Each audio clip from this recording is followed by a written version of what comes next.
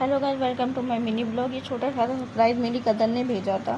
फिर हम लोग सुबह में निकल गए मार्केट के लिए, क्योंकि मेरी एक कज़न आ रही थी फर्स्ट टाइम अपनी बेटे को लेके। तो हम लोग को लेना था थोड़ा सामान। ये पिन मुझे बहुत पसंद आई, लेकिन मैंने ली नहीं क्योंकि अभी शादियाँ हैं नहीं। ये पिन मुझे लेना नहीं क्योंकि मैं डेली यूज़ में यूज़ करती हूँ। फिर हम बहुत गर्मी थी, हमने पिया गन्ने कलर। फिर हम लोग आ गए घर क्योंकि डेकोरेशन करना था। ये बार बार उड़े जा रहा था, लेकिन मैं इसे पकड़ रही थी। फिर मैंने इसे रख दिया। फिर हम लोग को फुलाने थे बलून, बहुत ढेर सारे।